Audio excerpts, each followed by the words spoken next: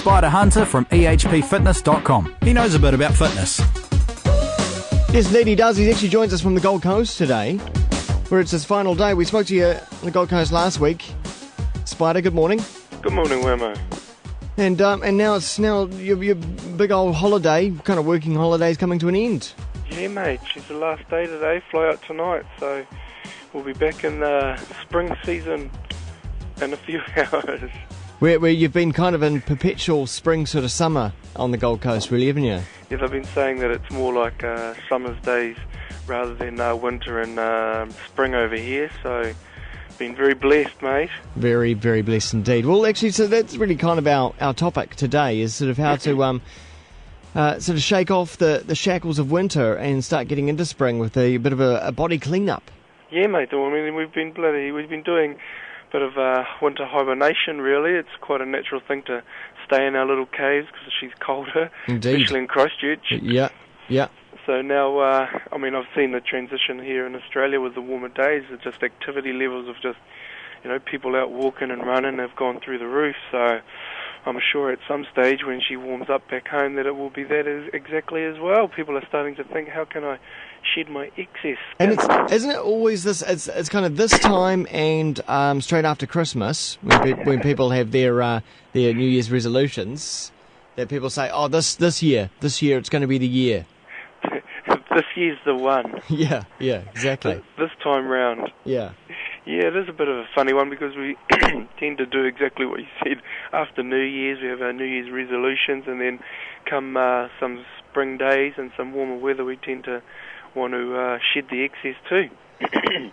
Yes, so I mean that is going to be the goal for a lot of people heading into the summer, either to get the bikini body, right? And the six-pack abs for the man. Or the six-pack abs. So it's a matter of how do they achieve that? Yeah. Well, basically, it's not hard when you've been sitting there watching TV in winter hibernation, is it? No. Yeah. So basically, you just want to first start off with making sure that obviously you increase your activity and decrease the comfort foods.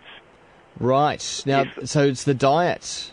Yeah, the combination of the two. Yeah. Definitely the combination of the two. Try not to look at it from a one-way avenue. Mm-hmm. You want to look at the two, how you can combine the two, because you just accelerate results and look cosmetically a lot better with the combination of the two rather than one or over the other. But how can we make this year's particular spring sort of resolution actually work for us? Because it didn't work last year. All the New Year's resolutions didn't work either. Yeah, exactly. Mate, I would just double up with a buddy and make a commitment between the two of you, set out a month goal, and then start doing some activity 3 times a week in a buddy system. Don't be too concerned with what you do just yet. We can optimise it later, mm-hmm. and then after a month you can both remeasure and see what progress you've made. That's probably the easiest, most cost-effective way, is that you just team up with someone. 3 to 4 times a week you go and exercise with that person, whether it be walking, power walking, running, gym, aerobics, and then from there you hold each other accountable, because when you're doing it with someone else, she always makes it a bit more interesting and a bit of a laugh. Yes, because we talked about that before, the benefit of actually working with someone else. Yeah, and I think that's probably the best and easiest thing people can jump on. Just when you go down the path on your own, you don't tend to... it just makes it a lot harder if you're there with someone else, slogging it out, having a laugh, forgetting about actually how hard it can be. It makes it a lot more enjoyable. Yeah, and as you say, that accountability thing is, I suppose, is quite important, because we're less accountable to ourselves. But at the same time, it's got to be for yourself, though, doesn't it? Yeah, absolutely. And if your buddy, misses a session or something, or 1 or 2 sessions, at least you're in the groove of doing it. And you've got, if you're going to miss a session, it's you've got to create a bigger lie not to turn up. Isn't it funny how we try to deceive ourselves like this so much? It always seems to be the way, doesn't it? Yeah. I mean, who you fooling here? You already know. Yeah, right? Odd. That's really strange. It is a bit of a funny one how we'll use all sorts to get by. Yeah. Yeah, no, it is and that's what it does. It just makes it a little bit harder when you're in a pairing or a triplet session. So definitely is that's one of the better ways. And those that are more committed, of course, will pay a little bit extra and hire someone. They'll definitely get them accountable. And that's where someone like yourself, of course, comes in. Do you notice in your line of work as a personal trainee? Do you notice a bit of an uptake in spring? I notice a lot more interest. Yeah. But the interest and actually doing are a lot different. Right. So yeah, a lot of more interest is surfacing, but those that actually decide, I will do it is. So you get tyre kickers. Oh yeah. Personal trainer tyre kickers.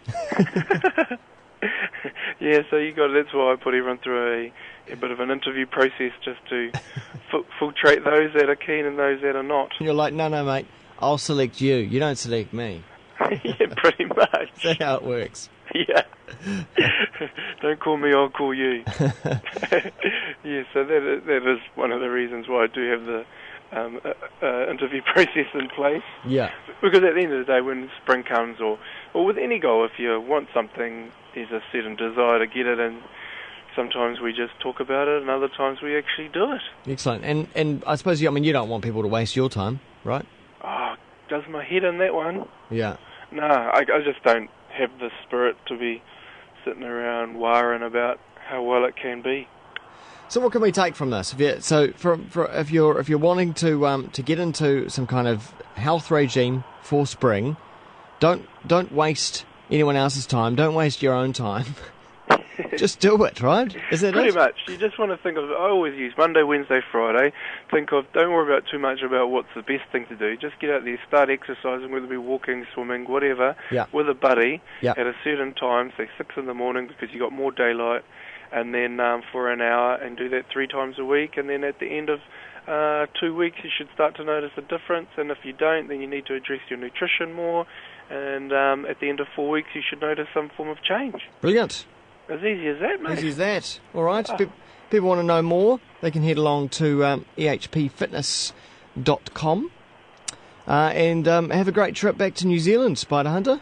Oh, thank you kindly. I shall enter New Zealand around midnight sometime. In the meantime, we can find you on Twitter, twitter.com/Spida Hunter, SPIDA Hunter, one word, and ehpfitness.com. Cheers, Spider. See you. Thank you, my man.